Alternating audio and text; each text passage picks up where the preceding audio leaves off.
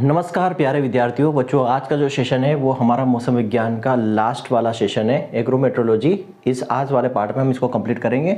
और बच्चा आज वाला जो पार्ट है ना, ये मोस्ट इंपॉर्टेंट है क्योंकि यहीं से जो क्वेश्चन हमें देखने को मिले लास्ट जो हम 2 दिन पेपर जो हमने देखे हैं, एनालाइज किए हैं उसके अंदर। ठीक है, सेकेंड वाला जो लेक्चर था उसमें से भी क्वेश्चन बन सकते हैं, बनने को पहले वाले से बन सकते हैं, लेकिन इस पर ज़्यादा आपको फोकस करना है। इसमें सबसे पहले मैं डिस्कस करूँगा आपसे यहाँ पर सोलर कॉन्स्टेंट।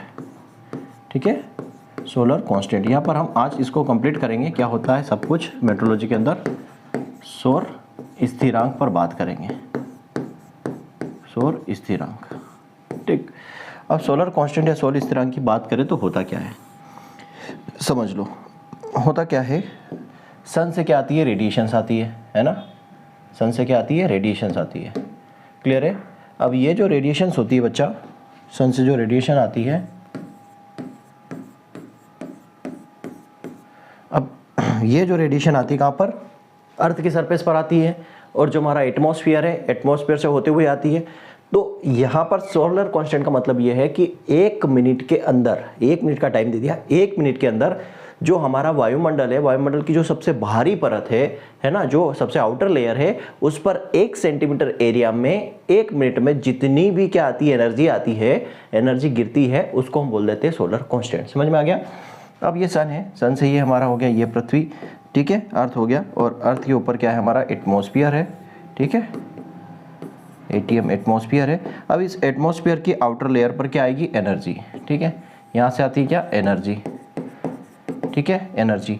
अब ये एनर्जी आ रही कहाँ पर, एक एनर्जी की बात हो रही कितनी, 1 मिनट में, 1 मिनट में 1 सेंटीमीटर एरिया में, 1 सेंटीमीटर स्क्वायर एरिया में 1 मिनट में जितनी एनर्जी आती है उसको हम बोल देते हैं क्या, सोलर कांस्टेंट। देखो क्या लिखेंगे, energy falling in 1 minute on the outer surface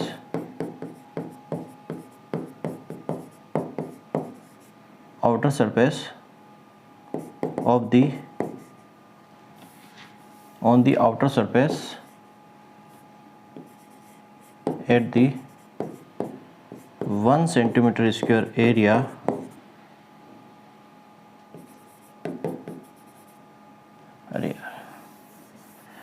energy falling in 1 minute, energy falling in 1 minute of 1 centimeter area on outer surface of the atmosphere. जो एटमॉस्फेयर है हमारा वायुमंडल है, वायुमंडल की बाहरी परत पर 1 सेंटीमीटर एरिया में 1 मिनट में जितनी ऊर्जा आती है उसको हम बोलते हैं क्या, सोलर कांस्टेंट। ठीक है, हिंदी में लिख लेना, वायुमंडल की बाहरी परत में 1 सेंटीमीटर स्क्वायर क्षेत्र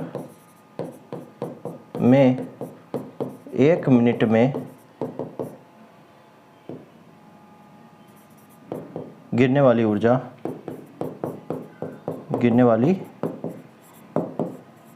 को हम क्या बोलते हैं, सोलर कांस्टेंट बोलते हैं। ठीक है, ये याद रखना। अब देखो इसका क्वेश्चन क्या पूछा गया था, आरयू में यहाँ पे क्वेश्चन पूछा गया था, इसकी यूनिट पूछी गई थी।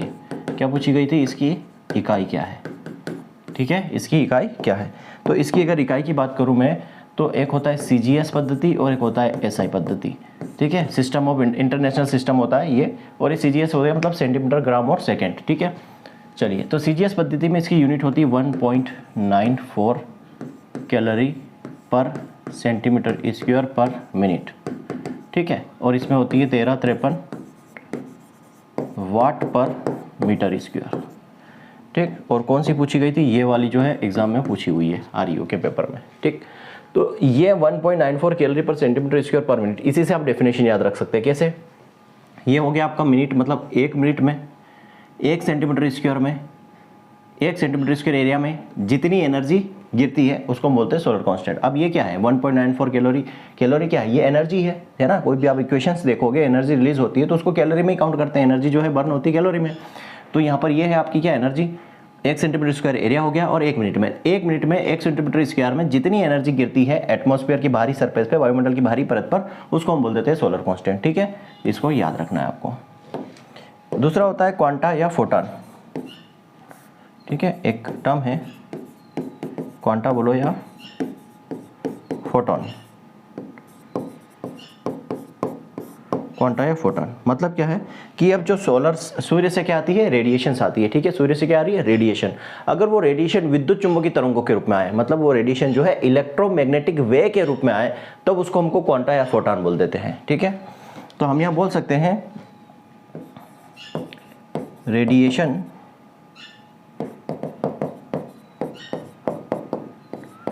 Received in the form of electromagnetic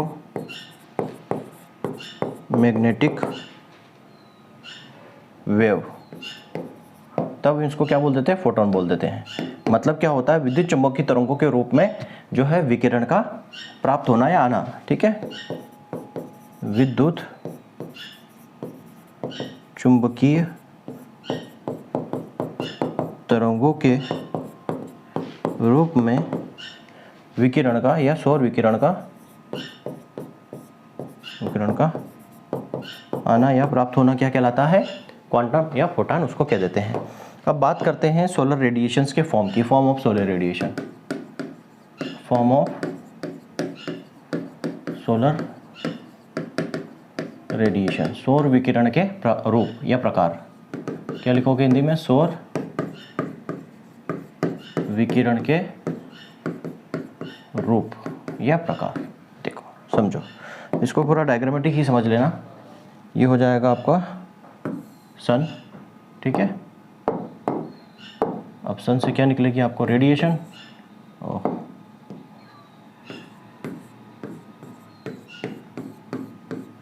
ठीक है, अब इस सन से आती है रेडिएशंस। अब रेडिएशन जो है वही है जो सोलर रेडिएशन, मतलब सूर्य से जो किरणें निकल रही वो किस फॉर्म में आती है, अर्थ की सरफेस पे आएगी। तो अर्थ की सरफेस पे मैं आप बना देता हूँ, ये अर्थ की सरफेस हमारी। ठीक है, ये मान लो अर्थ है, अर्थ की सरफेस से आएगी रेडिएशन। तो रेडिएशन एक किस फॉर्म में आएगी, तो मान लो ये सूर्य से क्या आ रही, डायरेक्ट अर्थ की सरफेस पे आ रही। ये क्या है, हमारी अर्थ है। ठीक है, मतलब हम बोल सकते हैं radiation received on the earth surface from the sun, तो इसको बोलते हैं हम डायरेक्ट रेडिएशन। पहला जो है वो क्या है, डायरेक्ट रेडिएशन। डायरेक्ट रेडिएशन का मतलब हिंदी में क्या बोलेंगे, प्रत्यक्ष विकिरण। मतलब क्या हो गया, रेडिएशन रिसीव्ड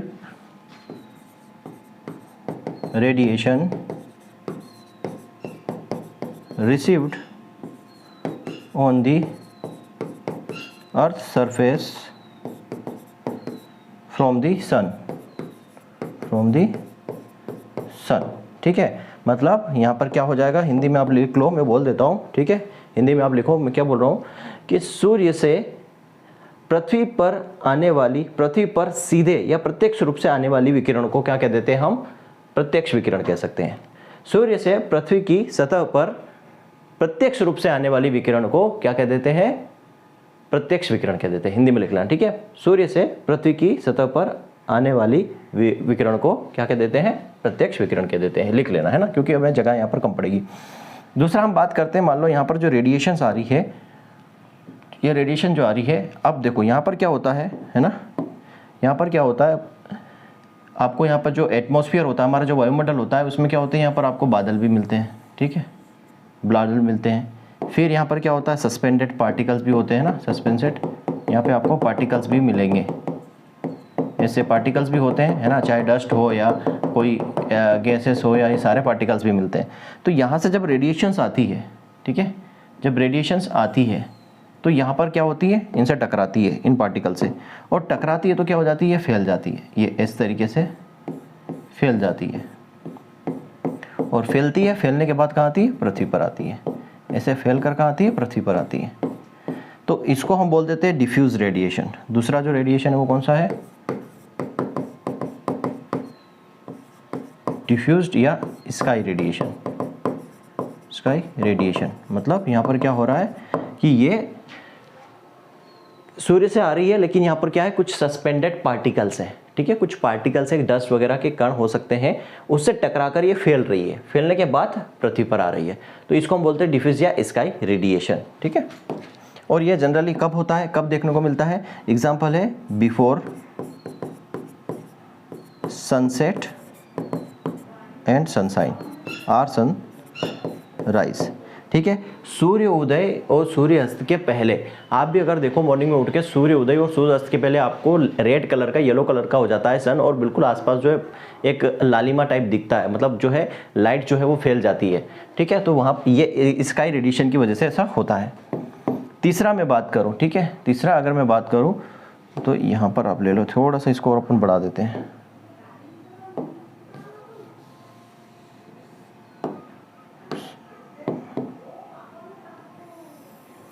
ये अब यहाँ पे क्या हो रहा है, मान लो रेडिएशन यहाँ से आ रही है, ठीक है, थोड़ा सा मैं तिरछा ले लेता हूँ, ये रेडिएशन आई और ये रिफ्लेक्ट हुई, मतलब क्या है यहाँ पर, इसको बोलते हैं हम तीसरा रिफ्लेक्टेड रेडिएशन। ठीक है, परावर्तित विकिरण बोलते हैं। तो यहाँ पर यह है कि रेडिएशन रिसीव्ड हो रही है without any change in its quality. ठीक है, हम बोल सकते हैं यहाँ पर radiation received without any changes in its quality. ठीक है, मतलब हिंदी में लिखना कि जो रेडिएशन है ना, जो रेडिएशंस आ रही है, जो रेडिएशन रिफ्लेक्टेड, सॉरी रेडिएशन यहाँ पे एरो बना के लिख लेता, रिसीव्ड, ये रेडिएशन रिफ्लेक्टेड, ऐसा करो, रेडिएशन रिफ्लेक्टेड, रेडिएशन जो है वो परावर्तित हो रही है बिना उसकी गुणवत्ता में बदलाव किए। ठीक है, मतलब क्या है यहाँ पर, जो सोलर रेडिएशन है, सौर विकिरण बिना अपनी गुणवत्ता में बदलाव किए जो है परावर्तित हो रही है। हिंदी में क्या लिखोगे, जो सौर विकिरण है, सौर विकिरण बिना अपनी गुणवत्ता में बदलाव किए पृथ्वी की सतह से परावर्तित होती है, उसको हम बोलते हैं रिफ्लेक्टेड रेडिएशन। मतलब क्या है बच्चा, मान लो सन से 100% रेडिएशन आई, ठीक है, पृथ्वी से टकराई और वापस 100% चली गई, तो इसको बोलते हैं रिफ्लेक्टेड रेडिएशन। जितनी आई उतनी उतनी चली गई। ये कहाँ देखने को मिलता है बच्चा, ये देखने को मिलता है हमें रिमोट सेंसिंग में, रिमोट सेंसिंग में देखने को मिलता है। रिमोट सेंसिंग क्या होता है बच्चा, रिमोट सेंसिंग क्या होता है,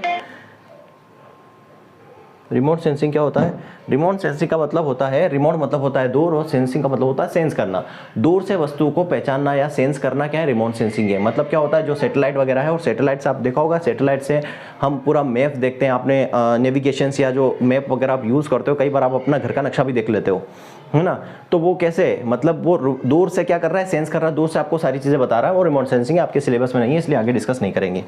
ठीक है, अब यहाँ पर बात करते हैं, एक और रेडिएशन आती है ना, इसी को, जब यह रिफ्लेक्शन है, जब यह रिफ्लेक्ट हो रही है ना, ये पृथ्वी पर आ रही है, और पृथ्वी पर आने के बाद मान लो ये कुछ विकिरण यहाँ पर क्या हो जाती है, एब्जॉर्ब हो जाती है, क्या हो रही है, एब्जॉर्ब हो रही है, अवशोषित हो रही है, तो इसको कब, उस समय हम इसको क्या बोल देते हैं, एल्बेडो, इसको हम बोल देते हैं एल्बेडो।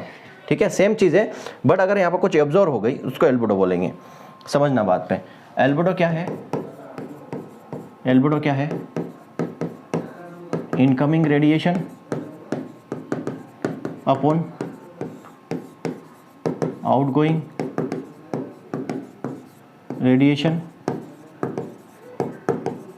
इंटू 100, मतलब आने वाली विकिरण अपॉन में जाने वाली, या आपतित विकिरण बोल सकते हो, और परावर्तित जाने वाली विकिरण इंटू 100। ठीक है, इसको हम क्या बोल सकते हैं, आपतित मतलब आने वाली, ये आने वाली की जगह आप क्या लिख सकते हो, आपतित। ठीक है, मैं बना देता हूँ, इसकी जगह आप लिख सकते हो आपतित, आपतित विकिरण, और यहाँ पे जाने वाले की जगह लिख सकते हो परावर्तित, परावर्तित विकिरण का जो रेशो होता है उसको एल्बेडो बोलते हैं। इसको किस में डिनोट करते हैं, इसको परसेंटेज में डिनोट करते हैं। ठीक है, मान लो ये सन से जो रेडिएशन आ रही है, कुछ एब्जॉर्ब हुई और कुछ रिफ्लेक्ट हो गई। मान लो 100% रेडिएशन यहाँ पर आई, 30% क्या हो गई, एब्जॉर्ब हो गई, 70% रिफ्लेक्टेड हुई। तो इन दोनों का जो रेशियो होगा उसको हम बोलते हैं एल्बिडो। समझ में आया? उन दोनों को बोलेंगे एल्बिडो। तो यहाँ पर जो क्रॉप सरफेस एंड सोइल, ठीक है, मृदा का जो एल्बिडो होता है वो लगभग 23 से 30% के आसपास होता है। फसल की सतह और मृदा का। फिर वाटर, पानी की बात करें तो पानी का जो एल्बिडो होता है 3 से 10% का होता है, ठीक है, ये आपको याद रखना। फोक का भी होता है, फोक का 75 से 95 होता है, पर वो ज़रूरी नहीं है। तो क्रॉप सरफेस और सोइल का 23 से याद रख सकते हो, और प्लांट का आप याद रख सकते हो, प्लांट का कितना, 15 से 25%, क्रॉप प्लांट्स का, ठीक है, क्रॉप प्लांट्स का कितना, 15 से 25% के आसपास होता है। चलिए, तो ये एल्बिडो, ये सारा हमने समझा यहाँ पर। क्लियर है? इतनी बात आपको समझ में आ गई होगी। अब हम बात करेंगे नेक्स्ट इसमें या स्पेक्ट्रम ऑफ सोलर रेडिएशन। किसकी बात करेंगे? Spectrum of solar radiation.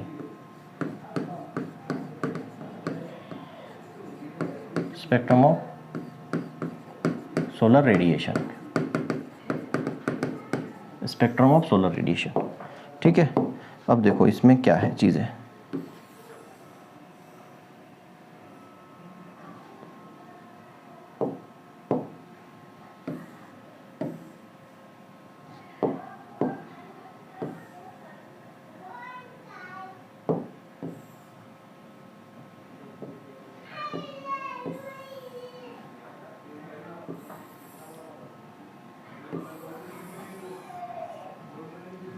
ठीक है, ये इस तरीके से एक स्पेक्ट्रम बनेगा इसका, और यहाँ पर चीज़ें आपको समझनी होगी, यहीं पे हमारी चीज़ें मेन आएगी। ये जो बीच मैंने बताया, ये यहाँ पर जो यूनिट होगी इसकी होगी माइक्रोमीटर, ठीक है, यूनिट क्या होगी? माइक्रोमीटर। यूनिट याद रखना इसकी। पहला आता है यहाँ पर एक्सरे और गामा रे, एक्सरे और गामा रे। दूसरा आ जाएगा यूवी रे, ठीक है, अल्ट्रावायलेट रे, पराबैंगनी किरणें। यहाँ आ जाएगा नियर इंफ्रारेड मतलब जो है अवरक्त किरणें हैं ये, और ये हो जाएगा फार इंफ्रारेड, दूर अवरक्त किरणें, दूरस्थ अवरक्त किरणें, और ये निकट अवरक्त किरणें बोलते हैं इनको हिंदी में, ठीक है। और यहाँ पर बीच में जो होता है वो होता है photosynthetic active radiation, photosynthetic active radiation, PAR। और ठीक है, अब इनकी जो विजिबिलिटीज़ है ना, विजिबिलिटी यहाँ बात करें तो ये होता है 0 से लेके 0.3 माइक्रोन, 0 से लेके 0.3 माइक्रोन, 0.3 से ये हो जाएगा 0.4, 0.4 से ये हो जाएगा 0.7, 0.7 से ये आ जाएगा 4, और 4 से आ जाएगा 100, ठीक। इसमें से बच्चा लोग ये जो है ये थर्मल इफेक्ट है। क्या है ये? थर्मल इफेक्ट, मतलब टेम्परेचर से रिलेटेड है। ये जो है आपका ये हार्मफुल इफेक्ट, ये किरणें जो है आपको नुकसान पहुंचाती है, हार्मफुल इफेक्ट, ठीक है, ये हार्म करती है, नुकसान पहुंचाती है। और ये जो है ये है विजिबल लाइट, ठीक है, विजिबल प्रकाश है ये। और इसका यूज़ कहाँ होता है? इसका यूज़ होता है फोटोसिंथेसिस में, फोटोसिंथेसिस में यूज़ होता है, प्रकाश संश्लेषण में, प्रकाश संश्लेषण में इसका इस्तेमाल होता है। बस यही आपको याद रखना था। इसकी जो है आपको पूछी जाती है जो प्रकाश संश्लेषण है, फोटोसिंथेसिस या विजिबल लाइट होती है, फोटोसिंथेटिक एक्टिव रेडिएशन होती है, उसकी वेवलेंथ क्या होती है?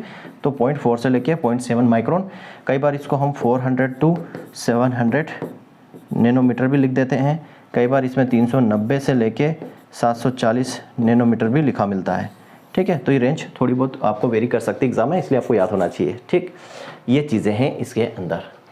तो ये जो है फोटोसिंथेटिक एक्टिव रेडिएशन, ये विजिबल लाइट होती है, और इसी का यूज़ हम फोटोसिंथेसिस के अंदर प्लांट करते हैं, ठीक है। मतलब यहाँ पर PAR क्या हो गया? PAR आप समझ गए होंगे। PAR जो होता है वो होता है फोटोसिंथेटिक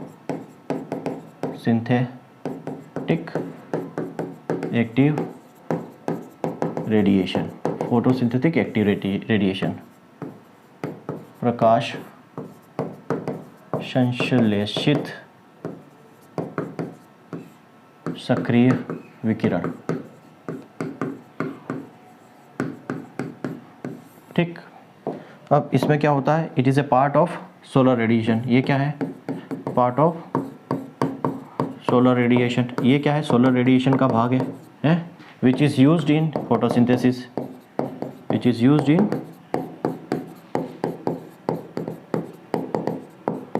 फोटोसिंथेसिस मतलब ये क्या है, सौर विकिरण का भाग है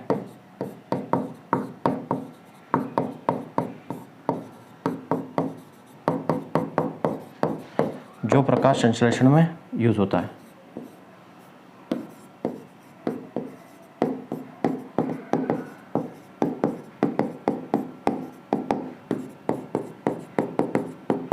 जो प्रकाश संश्लेषण में यूज होता है, ठीक है। इसकी यूनिट की बात मतलब जो इसमें प्रकाश मतलब प्रकाश संश्लेषण में यूज होने का क्या मतलब है, जो हरे पौधे होते हैं, जो ग्रीन प्लांट होते हैं ना, पौधे जो होते हैं वो क्लोरोफिल की प्रेजेंस में और लाइट की प्रेजेंस में क्या करते हैं, फोटोसिंथेसिस करते हैं, अपना भोजन बनाते हैं। तो यहाँ पर जो इनकी वेवलेंथ होती है, इस लाइट की वेवलेंथ होती है, जो मैं बता चुका हूँ कितना होती है, 0.4 से 0.7 माइक्रोमीटर्स होती हैं, ठीक है। इसकी यूनिट क्या है, इसको मेजर काय में करते हैं, इसको मेजर करते हैं आइंस्टीन और वाट पर मीटर स्क्वायर, ये ऐसा ही यूनिट है, ठीक है। इसको मेजर मापते काय में है, तो याद रखना क्वांटम सेंसर में, क्वांटम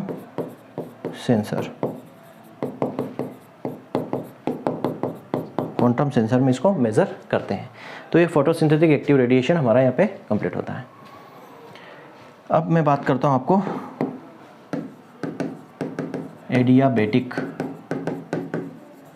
लेप्स रेट में बता चुका हूँ आपको, ट्रोपोस्फियर के स्ट्रेटोस्फियर, ट्रोपोस्फियर, इन सारे चीज़ों के अंदर हमने जो है लेप्स रेट को समझा था। अब लेप्स रेट है उसका जैसा एक सेम होता है एडियाबेटिक लेप्स रेट। इसका मतलब क्या होता है, इसका मतलब होता है कि टेम्परेचर जो है वो चेंज होता है, जो एयर है, हमारी हवा है, वो बढ़ती है या कम होती है। जब हवा बढ़ती है और कम होती है तो उसके साथ जो है टेम्परेचर्स में चेंजेस आता है, उसको एडियाबेटिक लेप्स रेट बोल देते हैं, ठीक है। मतलब हम बोल सकते हैं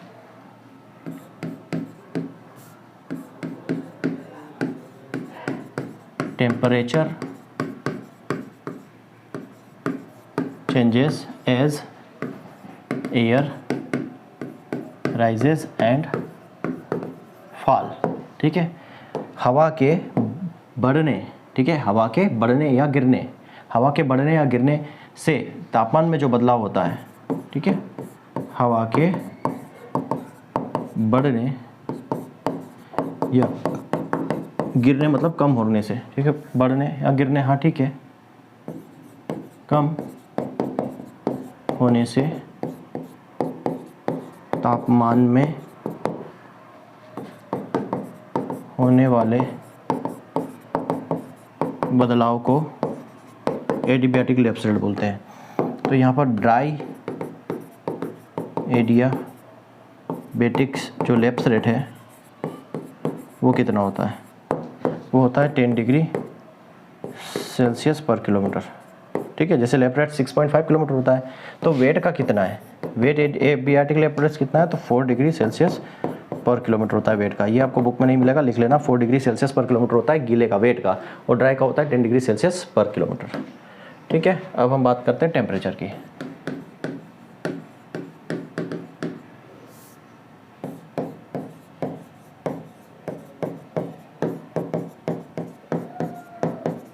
तापमान, degree of hotness of a substance, मतलब टेम्परेचर किसको बोलेंगे, टेम्परेचर का मतलब होता है डिग्री ऑफ हॉटनेस, कोई चीज़ कितनी गर्म है, वही वाली बात है। डिग्री ऑफ हॉटनेस, किस डिग्री पर चीज़ें गर्म है, सेल्सियस में है, क्योंकि टेम्परेचर को हम डिग्री में मापते हैं। तो डिग्री ऑफ हॉटनेस मतलब कि उसके गर्म होने की क्या डिग्री है, ठीक है, किसी पदार्थ के गर्म होने की क्या डिग्री, उसको हम क्या बोलते हैं, टेम्परेचर बोलते हैं। अब टेम्परेचर को मेज़र कैसे करते हैं, तो हमारे पास यहाँ पर क्या चीज़ें हैं थोड़ा सा देख लेते हैं उसको, है ना। टेम्परेचर को कैसे मेज़र करते हैं, ज़्यादा नहीं देखेंगे इसमें, क्योंकि यहाँ से क्वेश्चन पूछा गया था, उसी की हम बात करेंगे, वो भी मेजरमेंट से पूछा गया था, ठीक है। ये हमारा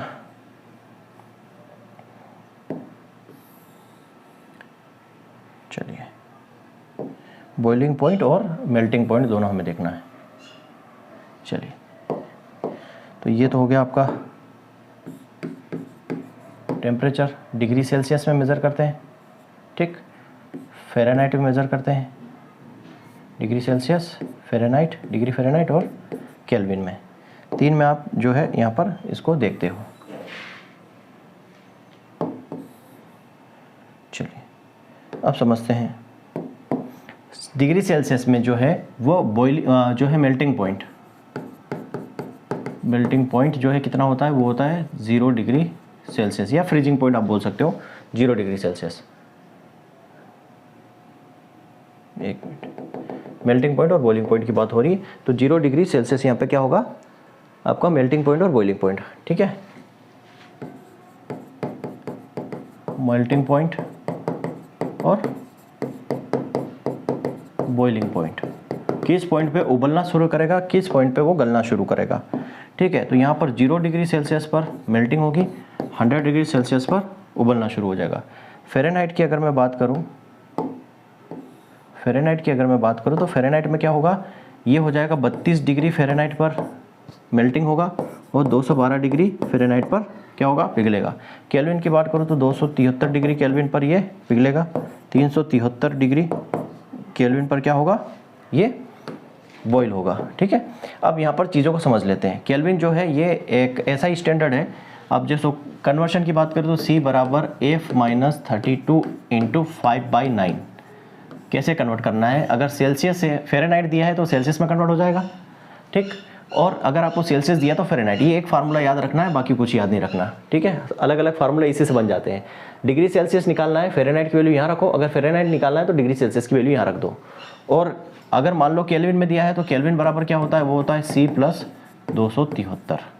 C+273 करोगे तो यहाँ से आप, अगर आपको केल्विन दिया है तो C की वैल्यू निकाल लो और C से फिर फ़ारेनहाइट में आप कन्वर्ट कर लो, बस ये दो ही याद रखना है आपको, ठीक है। केल्विन बराबर C+273 और C का फार्मूला ये है, यहाँ से F की वैल्यू रख के C निकाल सकते हो, C की वैल्यू रख के F निकाल सकते हो, और अगर K की वैल्यू रखनी है तो K की वैल्यू निकालनी है तो C की वैल्यू यहाँ रख दो, और मान लो F की वैल्यू दी है तो पहले C की वैल्यू निकालो फिर यहाँ, ये कन्वर्जन, ये आप सारी चीज़ यहाँ से आप कर सकते हो, ठीक है। केल्विन को क्या बोलते हैं, एब्सोल्यूट टेम्परेचर बोलते हैं। केल्विन जो होता है वो क्या होता है, एब्सोल्यूट टेम्परेचर, मतलब उसको हम बोलते हैं परम ताप, ठीक है। उसको हम क्या बोलते हैं, उसको हम बोलते हैं परम ताप, ठीक है। उसको क्या बोलते हैं हम, परम ताप बोलते हैं। परम ताप का मतलब क्या होता है, इसके नीचे जो है टेम्परेचर को आप नहीं निकाल सकते। कितना होता है, 273 डिग्री सेल्सियस, ठीक है। -273 डिग्री सेल्सियस जो होता है वो परम शून्य, मतलब जो है इसके नीचे आप नहीं जा सकते। और 0 डिग्री केल्विन जो होता है इसी को बोलते हैं हम परम ताप। 0 डिग्री केल्विन मतलब there is no activity of molecules, उस टेम्परेचर पर कोई भी सब्सटेंस की या मॉलिक्यूल्स की एक्टिविटी नहीं होती है, उसको हम बोलते हैं परम शून्य ताप। 0 डिग्री केल्विन वो होता है, ठीक है। चलिए, अब ये टेम्परेचर की बात हो गई, अब कुछ बात करते हैं, कुछ मेजरमेंट है, टेम्परेचर को कैसे मेजर करेंगे। मेजरमेंट ऑफ टेम्परेचर, ठीक है। तो इसमें आता है आपका पहला मैक्सिमम थर्मामीटर, मैक्सिमम थर्मामीटर, इसको इंग्लिश में याद रखना बच्चा लोग, है ना। ये जो होता है हाईएस्ट डे टेम्परेचर ज्ञात करते हैं इससे, हाईएस्ट डे टेम्परेचर, दिन का अधिकतम तापमान निकाला जाता है, दिन का अधिकतम तापमान इससे निकाला जाता है। और ये कितनी बजे निकालते हैं, 2 PM, लगभग 2 बजे के आसपास, ठीक है। और इस थर्मामीटर में क्या भरा रहता है, मरकरी भरी रहती है। क्या भरी रहती है, मरकरी, ठीक है, मरकरी भरी रहती है। चलिए, दूसरा होता है minimum temperature thermometer, minimum thermometer, बस ये याद रख लेना क्योंकि यहाँ से क्वेश्चन आता है। मिनिमम टेम्परेचर मतलब lowest temperature of the day, lowest day temperature इससे निकाला जाता है। मिनिमम दिन का तापमान, ठीक है, निम्नतम तापमान, दिन का निम्नतम तापमान, दिन का निम्नतम तापमान इससे निकाला जाता है। और ये लगभग अर्ली मॉर्निंग मतलब 5 AM आप बोल सकते हो, 5 AM पर लेते हैं इसको, सूर्य उदय होने से पहले 5 AM आप बोल सकते हो। और इसके अंदर क्या भरा रहता है, इस थर्मामीटर के अंदर एल्कोहल भरा रहता है, एल्कोहल, इसके अंदर एल्कोहल भरा रहता है, ठीक। चलिए, दूसरा आता है सोइल थर्मामीटर, सोइल थर्मामीटर, मृदा तापमापी, है ना, इसको हिंदी में लिख लो, मृदा तापमापी, मृदा तापमापी। तो ये जो है सोइल टेम्परेचर को मेज़र करते हैं इससे, ठीक है, सॉइल के टेम्परेचर को मेज़र करते हैं। और ये बल्ब के इंड से ऐसे मुड़ा रहता है, ये ऐसे आता है और ऐसे मुड़ा रहता है। सॉइल में ऐसे इसको यूज़ करते हैं, यहाँ पर ही मुड़ा रहता है, बल्ब के एंड से मुड़ा रहता है सॉइल टेम्परेचर मेज़र करने के लिए। तो ये सॉइल थर्मामीटर हो गया। उसके बाद आता है थर्मोकपल।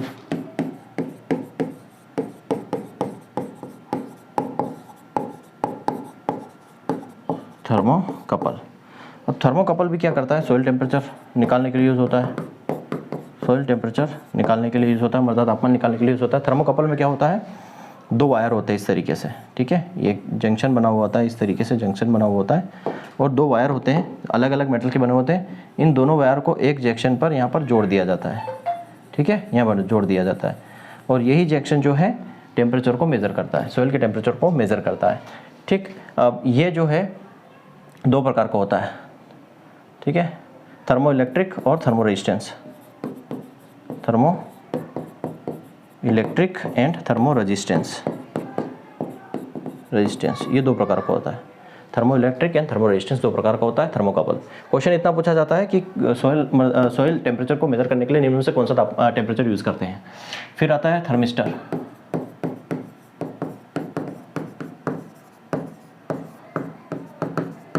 थर्मिस्टर, तो ये थर्मिस्टर जो है एक एक्यूरेट मेथड है, बोल सकते हैं एक्यूरेट मतलब सटीक है। इससे भी क्या करते हैं, सॉइल टेम्परेचर मेजर करते हैं, मृदा का तापमान निकालते हैं। इससे भी क्या करते हैं, मृदा का तापमान मेजर करते हैं, ठीक है। अब ये भी 2 प्रकार का होता है, एक होता है NPC और NTC और NPC, नेगेटिव टेम्परेचर कोफिशिएंट और पॉजिटिव टेम्परेचर कोफिशिएंट, ठीक है, नेगेटिव टेम्परेचर कोफिशिएंट और पॉजिटिव टेम्परेचर कोफिशिएंट। तो नेगेटिव टेम्परेचर कोफिशिएंट है ना, ये इंपॉर्टेंट है, ये याद रखना। इसका यूज़ करते हैं सॉइल टेम्परेचर निकालने के लिए। सॉइल टेम्परेचर निकालने के लिए नेगेटिव टेम्परेचर कोफिशिएंट का यूज़ किया जाता है, ठीक। इसके अलावा क्या होता है, इंफ्रारेड थर्मामीटर, इंफ्रारेड थर्मामीटर जो है ना बच्चा, ये ऐसा होता है जो आपने कोरोना टाइम पे भी बहुत देखा होगा। ये इस तरीके से होता है, यहाँ से ये मेज़र करता है ना, ये हैंडल। अभी कोरोना टाइम पे आपकी जो चेक करते थे ना टेम्परेचर, वो इंफ्रारेड रेडिएशन वाला। तो ये इंफ्रारेड जो है क्या करता है, लीफ और कैनोपी टेम्परेचर को मेज़र करता है विदाउट कॉन्टैक्ट, बिना संपर्क में आए, बिना संपर्क में आए पत्ती और उसकी जो कैनोपी है उसका जो है तापमान को मेज़र करता है इंफ्रारेड थर्मामीटर, ठीक है। तो ये टेम्परेचर वाला मामला हो गया बच्चा लोग। टेम्परेचर के बाद हम बात करेंगे यहाँ पर, ठीक है, लेप्सरेडिविटिक्लेस, ह्यूमिडिटी।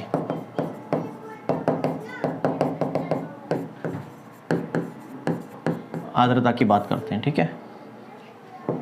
है, आर्द्रता की यहाँ पर बात करेंगे, ह्यूमिडिटी की बात करेंगे। ह्यूमिडिटी क्या होता है समझो, water vapour present in the atmosphere. क्या होता है, water vapour present in atmosphere, वायुमंडल में उपस्थित जलवाष्प, वायुमंडल में उपस्थित जलवाष्प जो अभी मेरे को लग रही है ना, मेरे को आप देख के आपको लग रहा होगा ना, ह्यूमिडिटी, स्वेटिंग्स हो रही है, पसीना हो रहा है, क्योंकि गर्मी बहुत है, बहुत ज़्यादा ह्यूमिडिटी मुझे फील हो रही है, तो उसी को बोलते हैं वायुमंडल में जो जलवाष्प होता है, जिससे हमें क्या होता है, थोड़ी सी उमस, चिपचिपापन महसूस होता है, जो अभी मुझे फील हो रहा है, तो उसी को बोलते हैं ह्यूमिडिटी। क्योंकि जो वायुमंडल है, जो आज मेरे आसपास जो आप दिख रहे हो एनवायरनमेंट, यहाँ पर जलवाष्प है, ठीक है, ह्यूमिडिटी अच्छी खासी है, ठीक। तो उसकी वजह से मेरी बॉडी में थोड़ा सा चिपचिपाहटपन फील हो रहा है, क्योंकि फ़ैन नहीं चल रहा है, गर्मी बहुत भयंकर है, इस वजह से उसी को बोलते हैं ह्यूमिडिटी। अब ये 3 प्रकार की होती है ना, एक होता है आपका रिलेटिव ह्यूमिडिटी, दूसरा होता है स्पेसिफिक ह्यूमिडिटी और तीसरा होता है एब्सोल्यूट ह्यूमिडिटी। 3 प्रकार की ह्यूमिडिटी है, ठीक है, रिलेटिव ह्यूमिडिटी, स्पेसिफिक ह्यूमिडिटी और एब्सोल्यूट ह्यूमिडिटी, ऐसे ही नाम याद रखना। एब्सोल्यूट को ट्रू ह्यूमिडिटी भी बोलते हैं, अब इसमें मेन चीज़ यही रखना, कोई डेफिनेशन याद रखने की ज़रूरत नहीं, इतना रखना ये जो है यूज्ड इन एग्रीकल्चर, ठीक है, एग्रीकल्चर में इसी का यूज़ होता है, कृषि के लिए उपयोगी, कृषि के लिए क्या है ये उपयोगी है। दूसरा कितना होना चाहिए क्रॉप के लिए, रिलेटिव ह्यूमिडिटी वो होना चाहिए 40 से 60% होना चाहिए, ठीक है। अगर इससे ज़्यादा होती है तो क्या होता है, इंसेक्ट पेस्ट का अटैक हो सकता है। हॉर्टिकल्चर के लिए कितना होना चाहिए, हॉर्टिकल्चर की बात करें तो 50 से 70% होना चाहिए, और ग्रीन हाउस की बात करें तो उसमें लगभग 70 से 90%, मतलब नर्सरी या ग्रीन हाउस की बात करें तो 70 से 90% होना चाहिए। क्लियर है, ये याद रखना। इसको मेज़र करते हैं परसेंटेज में, यूनिट पूछी जाती है। स्पेसिफिक को मेज़र करते हैं अपन ग्राम पर केजी में, और एब्सोल्यूट को ग्राम पर मीटर क्यूब में मेज़र करते हैं। बस यूनिट याद रखना, और ये मोस्ट इंपॉर्टेंट तो यही है क्योंकि ये पूछा हुआ क्वेश्चन है। ये क्रॉप के लिए रिलेटिव ह्यूमिडिटी जो कितनी होनी चाहिए, सापेक्ष आर्द्रता कितनी होनी चाहिए, 40 से 60% होनी चाहिए, ठीक है। ये ह्यूमिडिटी से रिलेटेड है। एटमॉस्फेरिक प्रेशर पढ़ने की ज़रूरत नहीं है। एटमॉस्फेरिक प्रेशर जो होता है, एटमॉस्फेरिक प्रेशर हल्का सा देख लो खाली, वायुमंडलीय दाब, वायुमंडलीय दाब, इसमें जो भी आएगा वो, अगर इसका मापन आएगा इंस्ट्रूमेंट में अलग से आपको लिस्ट दे दूँगा, है ना। इंस्ट्रूमेंट में यहाँ पे लिखा हुआ नहीं, इंस्ट्रूमेंट को आपको जो नोट्स दूंगा ना उसमें आपको लिस्ट मिल जाएगी इंस्ट्रूमेंट की, वो याद कर लेना सारे, है ना। कि जैसे वायुमंडलीय दाब को कैसे मेज़र करते हैं तो बैरोमीटर का यूज़ करते हैं, है ना। बाकी सारी सोलर रेडिएशन, सोलर विकिरण किसको क्या मेज़र करते हैं उसकी लिस्ट आपको मिल जाएगी, ठीक। तो उसको अच्छे से पढ़ लेना, वहाँ से क्वेश्चन बनते हैं। तो एटमॉस्फेरिक प्रेशर क्या होता है, यह प्रेशर का मतलब सीधा सा संबंध है कि पृथ्वी की सतह पर जो प्रेशर एग्जर्ट होता है बाय द वायुमंडल, वायुमंडल के द्वारा पृथ्वी की सतह पर जो प्रेशर पड़ता है उसको हम बोलते हैं एटमॉस्फेरिक प्रेशर। मतलब क्या होता है, वायुमंडलीय दाब, वायुमंडलीय मतलब दाब, मान लो ये हमारी अर्थ है, ठीक है, अर्थ पर, और ये हमारा क्या है, एटमॉस्फियर है, ये एटमॉस्फियर है, ये एटमॉस्फियर है। अब एटमॉस्फियर से क्या होगा, ये हमारी अर्थ है, इस अर्थ पर क्या, इससे यहाँ पड़ेगा क्या प्रेशर, किस पर, पृथ्वी की सतह पर। ये पृथ्वी की सतह पर क्या पड़ेगा, प्रेशर आएगा, प्रेशर। इसी प्रेशर को हम क्या बोलते हैं, एटमॉस्फेरिक प्रेशर कहते हैं। और प्रेशर अगर मान लो डिक्रीज होता है टेम्परेचर के इंक्रीज होने से और एल्टीट्यूड के इंक्रीज होने से, टेम्परेचर के इंक्रीज होने से और एल्टीट्यूड लिख देता हूँ, एल्टीट्यूड ऊंचाई, ऊंचाई के इंक्रीज होने से। टेम्परेचर डिक्रीज होगा, प्रेशर जो है कम होगा, प्रेशर कम होगा टेम्परेचर बढ़ने पर, ऊंचाई बढ़ने पर। याद रखना, पृथ्वी की सतह पर आपको प्रेशर ज़्यादा फील होगा, लेकिन जब पहाड़ों पे जाओगे तो वहाँ पे प्रेशर आपको कम फील होगा। क्यों, क्योंकि एल्टीट्यूड मतलब ऊंचाई पर जाने पर प्रेशर कम हो जाता है, टेम्परेचर बढ़ने पर प्रेशर कम हो जाता है। इतनी चीज़ आपको यहाँ ध्यान रखना है। क्लियर है। तो एटमॉस्फेरिक प्रेशर को मेजर किस में करते हैं, पास्कल में। यूनिट क्या है इसकी, पास्कल। ऐसा यूनिट क्या है, पास्कल है। 1 बार बराबर 0.98 क्या होता है, एटमॉस्फेयर होता है, ठीक। और 0.1 बार बराबर क्या होता है, मेगा पास्कल, मेगा पास्कल होता है, ठीक है। ये कुछ यूनिट है, यूनिट बस याद रखना। मेज़र कैसे करते हैं इसको, बैरोमीटर से मेज़र करते हैं। मैं इंस्ट्रूमेंट की अलग से आपको लिस्ट दे दूंगा, ठीक। इसके बाद क्या है हमारे पास, टेम्परेचर, ह्यूमिडिटी हो गया सारा। अब हम बात करते हैं प्रेसिपिटेशन की। प्रेसिपिटेशन, जिसको हम हिंदी में वर्षण या वर्षा कह देते हैं, ठीक है, वर्षण या वर्षा कह देते हैं। तो एनी बोल सकते हैं any form of water comes from the comes on the earth surface from the atmosphere. Any form of water comes on the earth surface from the atmosphere, from the atmosphere. मतलब वायुमंडल से पृथ्वी की सतह पर पानी का किसी भी रूप में आना, क्या हो जाएगा, वायुमंडल से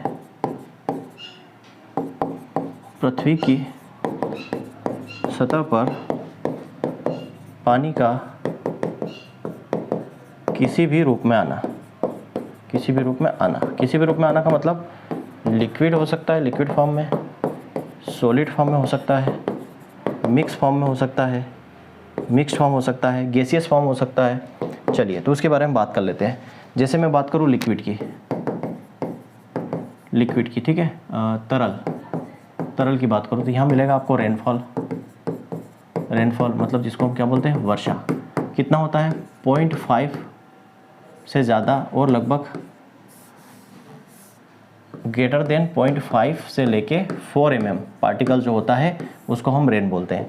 मतलब कितने पार्टिकल की बूंदें होगी तब हम उसको वर्षा बोलेंगे, रेनफॉल बोलेंगे। 0.5 से लेके 4 mm तक की अगर बूंद की साइज़ है, पार्टिकल साइज़ है, तो उसको हम क्या बोलेंगे, रेनफॉल बोलेंगे लिक्विड में। दूसरा आता है ड्रिजल। ड्रीजल क्या, लेस देन 0.5। अगर लेस देन 0.5 mm से पार्टिकल साइज है, 0.5 से भी कम अगर पार्टिकल साइज है तो उसको हम ड्रीजल बोल देते हैं। तो लिक्विड में ये दो हो गया।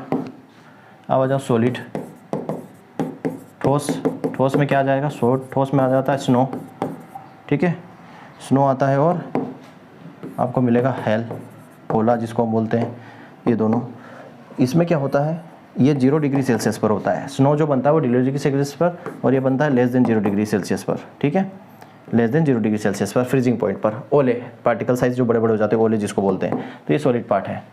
मिक्स्ड की बात करें तो, मिक्स्ड की मिश्रित भाग की बात करें तो इसमें आता है आपका स्लिट, ठीक है, क्या आता है, स्लिट, और दूसरा आता है,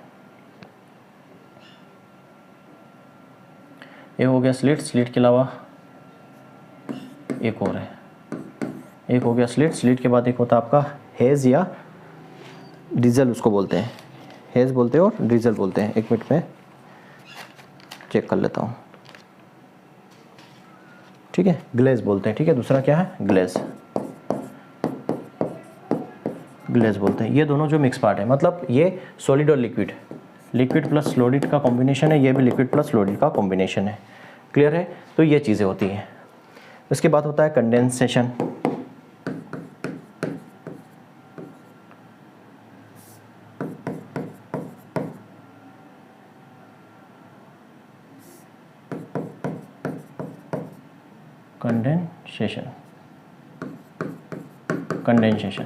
कंडेंसेशन में भी देखो क्या चीज़ें आती है, समझ लो, बस खाली लिख लो। कंडेंसेशन में एक आता है आपका ड्यू, आता है फ्रोस्ट, ठीक है, फ्रोस्ट के अलावा आ जाएगा आपका स्मॉग, ठीक है, फॉग आ जाएगा, और आ जाएगा मिस्ट, और वाटर वेपर। क्या आ जाएगा, वाटर वेपर। इसमें से ये इंपॉर्टेंट है, फ्रोस्ट, ठीक है। फ्रोस्ट मतलब क्या होता है, ये होता है कि जो वाटर वेपर जो है कन्वर्ट हो जाता है आइस के अंदर। जो वाटर वेपर है, वाटर वेपर, जल वाष्प, वो convert into ice, crystal ice में, ठीक है, बर्फ़ में कन्वर्ट हो जाता है। जो वाटर वेपर है, जो जल वाष्प है, जल वाष्प किस में, आइस में या बर्फ़, क्रिस्टल बर्फ़ में बदल जाता है। इसको हम बोलते हैं या फेदरी डिपॉजिट ऑफ आइस, मतलब जो बर्फ़ है, बर्फ़ का जो क्रिस्टल फॉर्म में जमना, ठीक है, डिपॉजिट होना, उसको हम फ्रोस्ट बोलते हैं। फ्रोस्ट को कंट्रोल कैसे करेंगे, मोस्ट इंपॉर्टेंट पूछा जाता है। एक तो इसमें H2SO4 का यूज़ करो, दूसरा कंट्रोल करने के लिए फ्रीक्वेंटली इरिगेशन दो। फ्रीक्वेंटली इरिगेशन मतलब आप इरिगेशन करते रहोगे तो नहीं होगा। तीसरा इसमें है स्मोक मतलब धुआं करो। धुआं आप कर दोगे तो उससे क्या होगा, टेम्परेचर बढ़ जाएगा, टेम्परेचर मेंटेन रहेगा, जिसकी वजह से पाला नहीं पड़ेगा, सूखा नहीं पड़ेगा, पाला नहीं पड़ेगा, है ना, इसको क्या बोलते हैं, पाला, ठीक।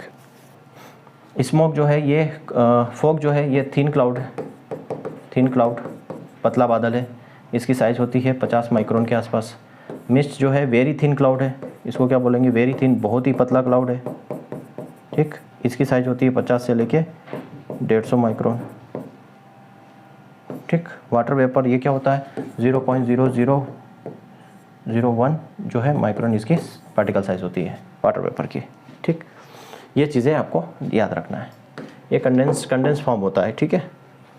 चलिए, इतनी सारी चीज़ें हो गई। अब कुछ फिनोमिना है आपको याद रखना है यहाँ पर, जिसके बारे में बता देता हूँ, उसके बाद मानसून वाला पार्ट अपना बचता है।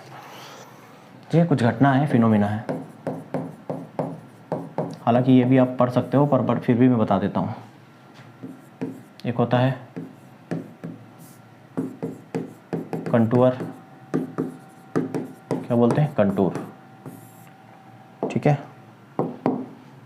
मैं नाम लिख देता हूँ सारे, उसके बाद आपको बता देता हूँ सारी चीज़ होता क्या है। आइसोप्लेथ,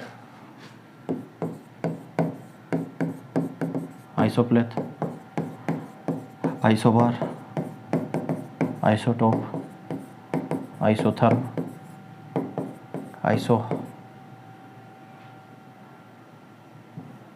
आइसोहेल, ठीक है, आइसोडेमिक के बाद आइसोक्लाइन के बाद लिखना आइसोहाइड्स, आइसोहाइड्स, आइसोटॉप हो गया, आइसोबार हो गया, आइसोथर्म हो गया, आइसोहेल्स हो गया, आइसोफेन हो गया, आइसोफेन। उसके बाद आ जाएगा आइसोटेक, उसके बाद आ जाएगा आइसोस्टीयर। ठीक है, ये कुछ फिनोमिना है, इनको आपको याद रखना है। देखो आइसोफ्लेथ का क्या मतलब है? आइसोफ्लेथ का मतलब है कोई भी फिनोमिना।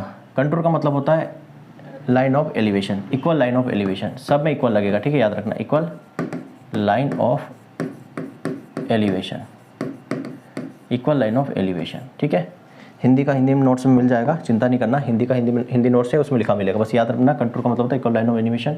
आइसोल का मतलब होता है लाइन जॉइनिंग। ये आ जाएगा किसी फिनोमिना की बात हो रही है, सिमिलर फिनोमिना या सेम फिनोमिना। ठीक है, घटना, सेम घटना। आइसोबार मतलब होता है, बार मतलब एटमॉस्फेरिक प्रेशर, तो इक्वल एटमॉस्फेरिक प्रेशर की बात हो रही है। ठीक है, इक्वल एटमॉस्फेरिक प्रेशर मतलब समान वायुमंडलीय दाब। आइसोटोप मतलब हो जाएगा इक्वल न्यूट्रॉन की बात हो रही है, इक्वल न्यूट्रॉन्स। ठीक है, न्यूट्रॉन्स जो है ना, प्रोटॉन और न्यूट्रॉन्स, तो इक्वल न्यूट्रॉन्स की बात हो रही है। इक्वल टेम्परेचर की बात हो रही है। आइसोथर्म मतलब इक्वल टेम्परेचर की बात हो रही है। आइसोहेल्स मतलब duration of sunshine, equal duration of sunshine, sunshine. देखो अब याद कैसे रखोगे, इसको याद रखने की बड़ी चीज़ें हैं। फ्लैथ से आप पी से पी फिनोमेना, बार मतलब समझते हो, बार अपनी यूनिट भी पड़ी थी एटमॉस्फेरिक प्रेशर की। आइसोटोप, आइसोमियर, जो है स्टीयर होता है, तो आइसोटोप न्यूट्रॉन का होता है, ये आपने फिजिक्स केमिस्ट्री में पढ़ा होगा। थर्म टेम्परेचर, थर्मामीटर हो गया। हेल मतलब सन, सूरजमुखी, सन से रिलेटेड है, सन को हम हेलियंथस भी, सन सूरजमुखी को क्या बोलते हैं? Helianthus, Helianthus. हेल से आप ड्यूरेशन ऑफ सनशाइन। आइसोडेमिक मतलब ये क्या, इक्वल लाइन ऑफ क्या हो जाएगा? Epidemic, epidemic. ठीक है, एपिडेमिक या डिजीज बोल सकते हो, disease severity, disease severity, severity है ना, डिजीज से रिलेटेड। एपिडेमिक, एंडेमिक, ये डिजीज रोग से संबंधित है। क्लाइन हो जाएगा इनपुट फॉर ऑल आउटपुट। ठीक है, all combination, all combination of input for all output. ठीक है, सारे इनपुट का जो कॉम्बिनेशन है वो फॉर ऑल आउटपुट के लिए, सभी जो आउटपुट है, सभी आउटपुट के लिए सारे इनपुट के कॉम्बिनेशंस को आइसोक्लाइन बोलते हैं। ठीक है, ये आइसोहाइड्स। आइसोहाइड्स का मतलब क्या हो जाएगा? Equal amount of rainfall, equal amount of rainfall, याद रखना। ठीक है, equal amount of rainfall. Isophene का मतलब क्या हो जाएगा? Seasonal phenomena, similar, similar seasonal phenomena, phenomena. Isotach का मतलब क्या हो जाएगा? विंड से रिलेटेड है आइसोटेक। आइसोटेक का मतलब हो जाएगा wind velocity, equal wind velocity, equal wind velocity. ठीक है, आइसोस्टीयर का मतलब हो जाएगा moisture content, equal moisture content. और भी नोट्स में 1 2 4 और है, वो आपको मिल जाएगा, इसमें कुछ समझाने जैसा नहीं, सारा याद करना है, इसको याद कर लेना। और इंस्ट्रूमेंट की लिस्ट, इंस्ट्रूमेंट्स जो उपकरण है, इसकी लिस्ट आपको कहाँ मिलेगी? नोट्स में। इसको पढ़ लेना है ना, किस इंस्ट्रूमेंट का यूज़ क्या मापने के लिए किया जाता है ना। जैसे बहुत सारे है ना, बेरोग्राफ आपका हो जाएगा, अपना सिस्मोग्राफ हो जाएगा, हाइड्रोमीटर्स हो जाता है, और हाइग्रोग्राम्स हो जाए, हाइग्रोमीटर्स हो जाए, साइक्रोमीटर्स हो सकता है, पिक्नोमीटर्स होता है, पायरिलोमीटर्स होता है, ये सारी चीज़ें हैं ना, पीजोमीटर्स होता है, ये सब आपको लिस्ट मिल जाएगी, उसमें आपको याद करना है। ठीक है, मैं यहाँ डिस्कस नहीं कर रहा हूँ उसको। ठीक, और अब हम लास्ट बात करते हैं मानसून की। ठीक है, अब हम बात करते हैं मानसून।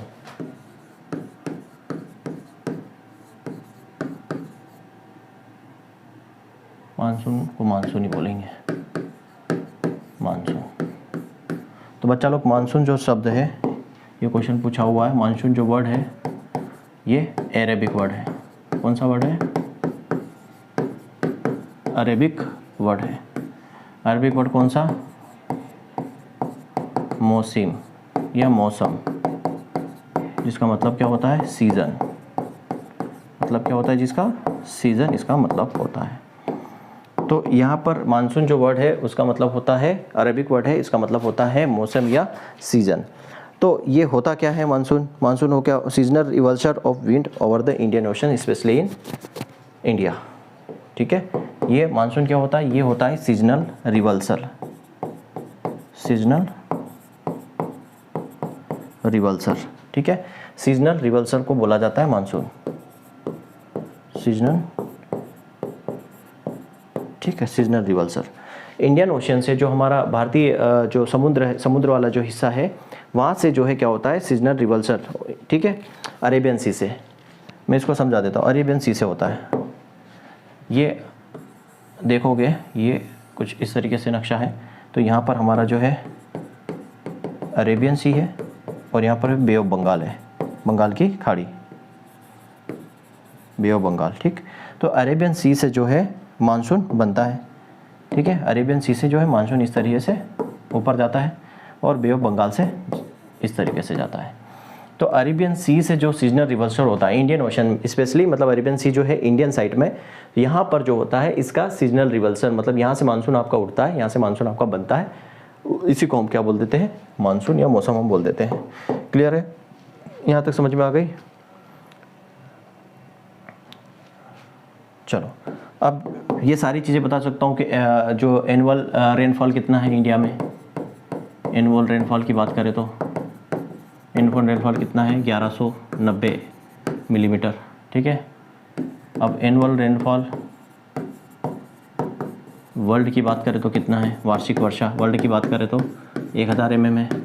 ठीक, और ये दो याद रखना है आपको। तीसरी चीज़ रेनी डेज, रेनी डेज की अगर मैं बात करूँ तो टोटल 130 दिन बारिश होती है।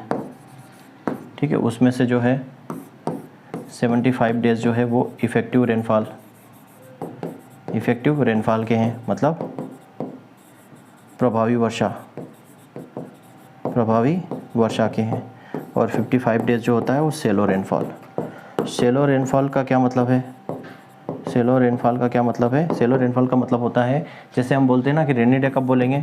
जब 2.5 mm से ज़्यादा की बारिश हो 24 आवर्स में।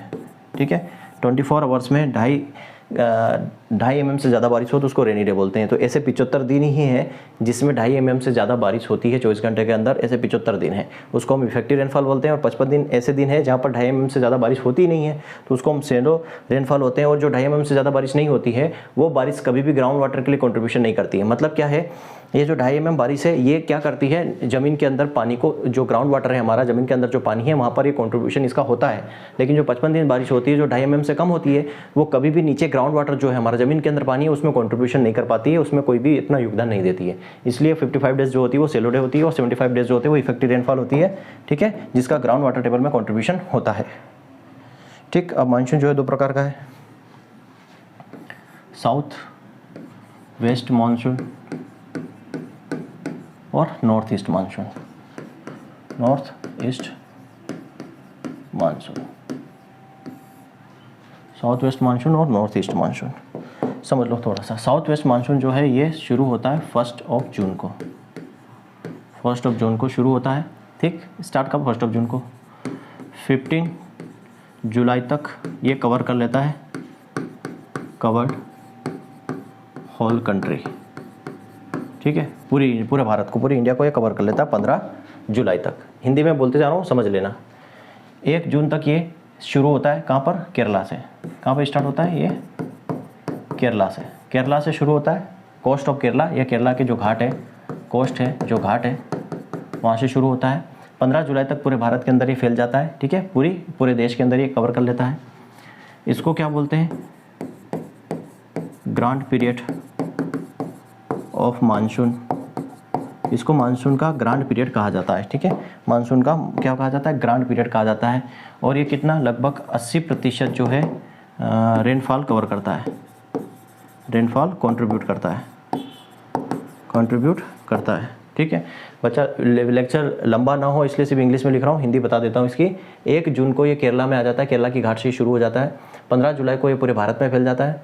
इसको क्या बोलते हैं, ग्रांड पीरियड, मतलब कि क्या बोल सकते हैं, पूर्ण संपूर्ण अवधि इसको बोलते हैं, संपूर्ण अवधि मानसून की जो संपूर्ण अवधि। क्यों? क्योंकि 80% जो है रेनफॉल बारिश जो होती है वो इसी मानसून से होती है, 80% बारिश इसी मानसून से होती है। हिंदी में क्या लिखोगे, 80% बारिश इसी मानसून से होती है।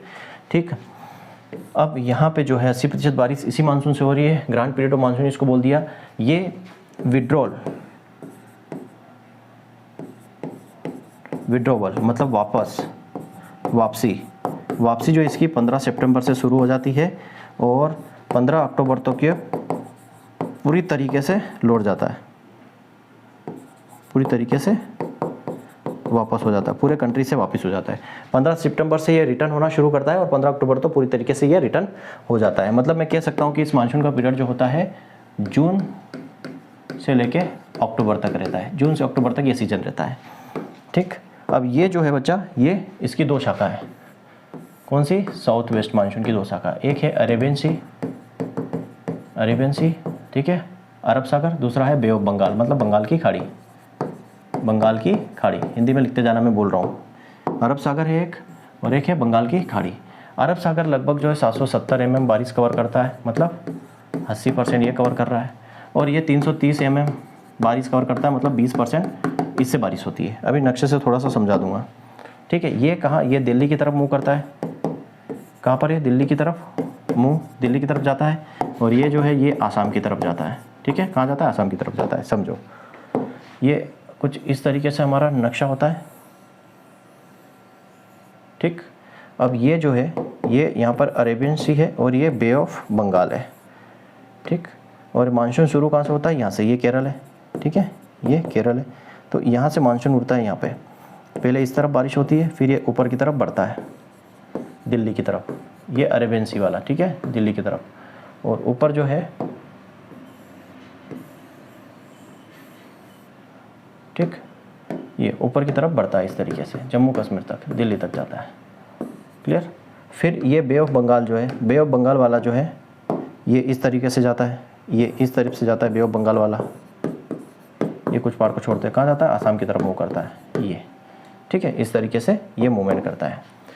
तो यहाँ 1 जून से ये यहाँ पर आ जाता है और यहाँ पूरा फैल जाता है, ये जम्मू एंड कश्मीर तक भी जाता है, और जम्मू और कश्मीर में इसमें 35 से लेकर 50% बारिश किससे होती है, साउथ वेस्ट मानसून से होती है। ठीक है, मतलब JNK में, जम्मू एंड कश्मीर में लगभग 35 से 50% बारिश जो होती है, रेनफॉल होती है, वो किससे होती है, साउथ वेस्ट मानसून से होती है। बाकी जो रिमेनिंग है जम्मू एंड कश्मीर में, बाकी वेस्टर्न डिस्टर्बेंस से होती है, जो पश्चिमी विक्षोभ है उसकी वजह से होती है। क्लियर है? दोनों शाखा समझ में आ गई। ये अरेबियन सागर से इस तरफ से दिल्ली की तरफ जाएगा, ये दिल्ली है, और ये बे ऑफ बंगाल आसाम की तरफ जाएगा, यहाँ पर आसाम है, आसाम की तरफ जाता है। ये होता है अपना साउथ वेस्ट मानसून। ठीक है, नॉर्थ वेस्ट मानसून की बात करें तो ये, इसका जो पीरियड होता है अक्टूबर से ये दिसंबर तक होता है। ठीक है, अक्टूबर से दिसंबर तक होता है। इसको रिट्रीटिंग मानसून बोलते हैं। क्या बोलते हैं?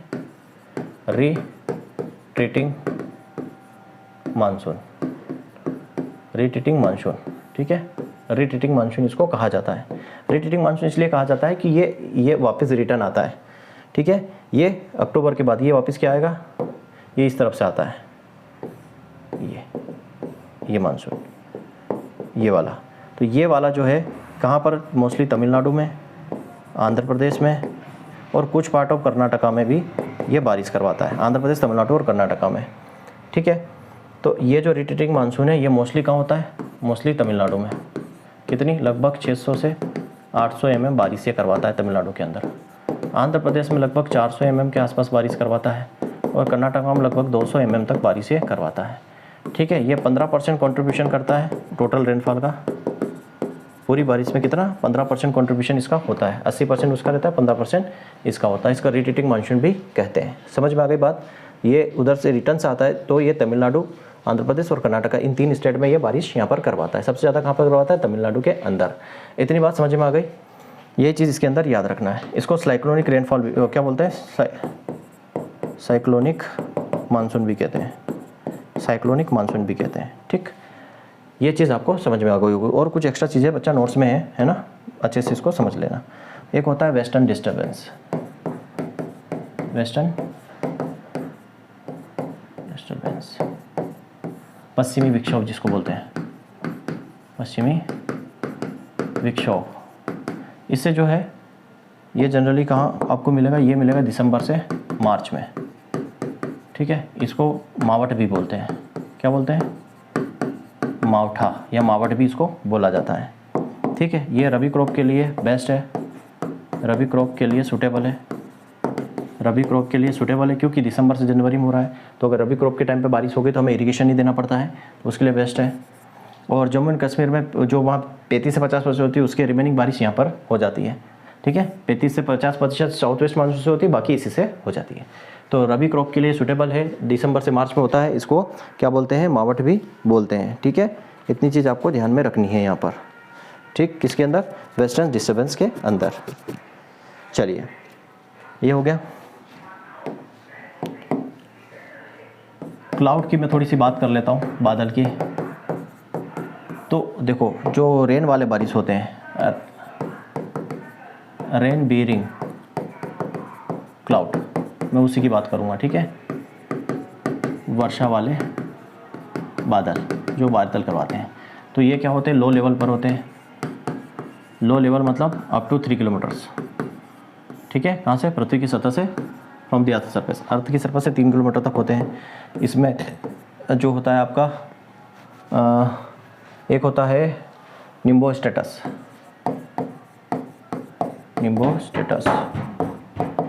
निम्बोस्टेटस होता है। दूसरा होता है कुमुलो निम्बोस।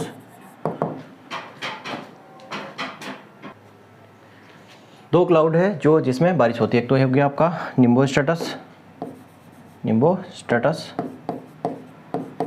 और दूसरा है कुमुलो निम्बोस। ये रेन बेयरिंग क्लाउड है।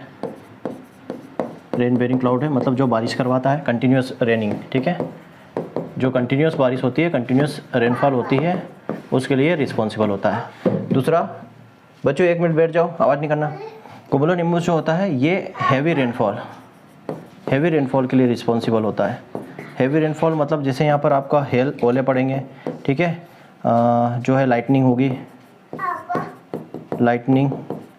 ठीक है, बिजली वगैरह गिरेगी, तूफान आएगा, स्टॉर्म्स।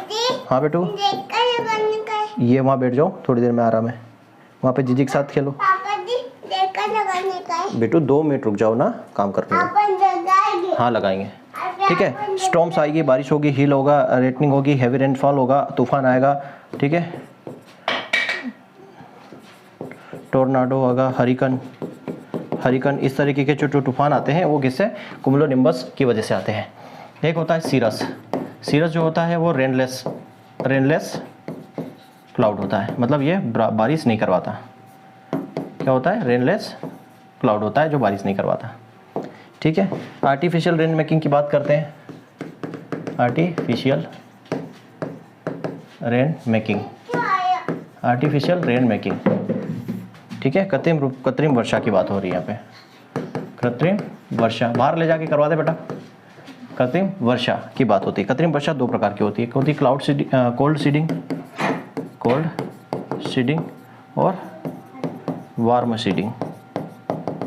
कोल्ड सीडिंग और वार्म सीडिंग। कोल्ड सीडिंग मतलब AGI आ जाएगा, सिल्वर आयोडाइड, और ड्राई आइस जिसको हम क्या बोलते हैं? Carbon dioxide, CO2 -80 degree temperature पर। और इसमें आ जाएगा NaCl, सोडियम क्लोराइड आ जाएगा। हाँ बेटू, ठीक है। वार्म क्लाउड, इसके अंदर दोनों चीज़ें आती हैं। फिर एक होता है एसिड रेन। इसके लिए रिस्पॉन्सिबल क्या होता है? NO2 और SO2 गैस। NO2 और SO2 गैस इसके लिए रिस्पॉन्सिबल होती है। ये भी आएंगे, बस इतना याद रखना। और इसमें pH जो है 4.5 होता है। ठीक है, pH 4.5 होता है। बेटा इधर से नहीं आना, उधर बैठो। क्लियर है? ये एसिड रेन और ये चीज़ हमने देख ली। अब बात करता हूँ, ठीक है, अब मैं बात करता हूँ एग्रोक्लाइमेटिक जोन की। एग्रोक्लाइमेटिक जोन की बात करता हूँ। देखो, एग्रोक्लाइमेटिक जोन में आपको ज़्यादा कुछ याद नहीं रखना। क्वेश्चन यही पूछा जाएगा कि कितने हैं और मध्य प्रदेश के अंदर कितने हैं और ICR के अकॉर्डिंग कितने हैं, यही चीज़ें आपको देखना है। अब इसको ये क्या फैक्टर, ये किसने बनाया? प्लानिंग कमीशन ने। ठीक है, प्लानिंग कमीशन ने। योजना आयोग ने, ठीक है, योजना आयोग के द्वारा। कब? 1988, कुछ बुक में 1989 भी दिया हो रहता है, ठीक, 1988 आपको कंसिडर करना है, 1988, ठीक। अब इसके लिए कुछ फैक्टर्स होते हैं, फीचर्स होते हैं, जैसे सोइल, टोपोग्राफी कैसी है, सोइल कैसी है, क्लाइमेट कैसा है, टेम्परेचर कितना है, उस जैसे मान लो कि ये हमारा इंडिया है, ठीक है, ये इंडिया है। अब इंडिया में जो है पूरा क्लाइमेटिक जोन किस हिसाब से बांटा है, जैसे किसी को इस जोन को अलग कर दिया, इस जोन को अलग कर दिया, इस जोन को अलग कर दिया, किस बेसिस पे बांटा है, तो जैसे वहाँ की सोइल कैसी है, वहाँ की टोपोग्राफी। चुप हो जा बेटी 2 मिनट। चलो, तो ये किस बेसिस पे डिसाइड होता है agroclimatic zone? Soil type, topography, वहाँ की टोपोग्राफी क्या है, वहाँ किस प्रकार का टेम्परेचर है, जहाँ सोइल सेम टाइप की सोइल हो, सेम टाइप की टोपोग्राफी हो, सेम टाइप का क्या हो, टेम्परेचर हो, तो उसको एक अलग जोन बना देते हैं कि यहाँ पर इस टाइप की सोइल है, इस प्रकार का टेम्परेचर है, इस प्रकार की चीज़ें हैं, और जो है इस प्रकार की क्रॉप यहाँ पर जनरली देखने को मिलती है, तो इस बेसिस पे यहाँ पर बांट देते हैं। तो प्लानिंग कमीशन के अकॉर्डिंग कितने हैं? 15 एग्रो क्लाइमेटिक जोन है, ठीक है। ICR के अकॉर्डिंग, जिसको हम NARP बोलते हैं, नेशनल एग्रीकल्चर रिसर्च प्रोजेक्ट, इसके अकॉर्डिंग 131 हो गए हैं, ठीक है, एग्रो क्लाइमेटिक जोन। पहले कितने थे? 127, ये पहले थे, अब हो गए हैं 131, ठीक। फिर होता है आपका MP में कितने हैं? MP में कितने हैं? MP में है 11 एग्रो क्लाइमेटिक जोन, 11 जो हाईएस्ट है।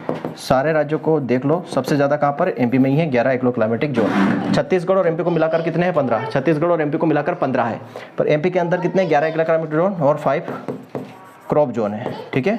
5 जो है फसल जोन है, फसल क्षेत्र कितने हैं? 5 है, और 11 एग्रो क्लाइमेटिक जोन है, ये याद रखना है। आप इसमें देखोगे जो वेस्टर्न, ठीक है, वेस्टर्न जो है प्लेटू हिल रीजन है, वेस्टर्न प्लेटू हिल रीजन है, हिल जोन है, उसमें अपना MP आता है, ठीक है। सेंट्रल वाले पार्ट में भी आता है, सेंट्रल प्लेटू और हिल रीजन में भी MP आता है, और मोस्टली जो है इसी में आता है, और ये सबसे बड़ा है, सबसे बड़ा भी यही है, सबसे बड़ा भी यही है, ठीक। अरे सॉरी यार बच्चों, ये बच्चा है मेरा छोटा सा, ये पूरा डिस्टर्ब कर रहा है, पूरा मोबाइल पूरा डिस्टर्ब कर दिया इसने। बस 2 मिनट का और बचा है, कंप्लीट करता हूँ मैं इसको। तो सेंट्रल प्लेटू हिल रीजन में अपना MP आता है, वेस्टर्न प्लेटू हिल रीजन में MP आता है, बाकी पूरी लिस्ट आपको मिल जाएगी 15 कौन कौन से है और किस रीजन में अपना MP आता है। सबसे बड़ा वेस्टर्न प्लेटू और हिल रीजन है, क्लियर है। एग्रो इकोलॉजी जोन की बात करता हूँ मैं, agro ecological zone, agro ecological zone की बात करें तो ये national bureau of soil survey and land use planning, कहाँ पर है? ये नागपुर में है। कब बना था? 1976 में। इसके अकॉर्डिंग कितने एग्रो क्लाइमेटिक जोन, कितने हैं एग्रो क्लाइमेटिक जोन इसके अकॉर्डिंग? 20। कितने हैं? 20 एग्रो क्लाइमेटिक जोन। और ICR के अकॉर्डिंग कितने हैं? 8 एग्रो क्लाइमेटिक जोन है, क्लियर है। तो ये एग्रो इकोलॉजिकल जोन कितने होते हैं, बस यही पूछा जाता है। एग्रो क्लाइमेटिक जोन कितने होते हैं, ये पूछा जाता है, बस इतना ही आपको रखना है। थोड़ा सा मैंने फास्ट पढ़ाया, थोड़ा सा देख लेना, इसको नोट्स में पूरा मिल जाएगा। ये हमारा जो है मेट्रोलॉजी कंप्लीट होता है। नेक्स्ट लेक्चर में हम सोइल साइंस को डिस्कस करेंगे। Thank you very much.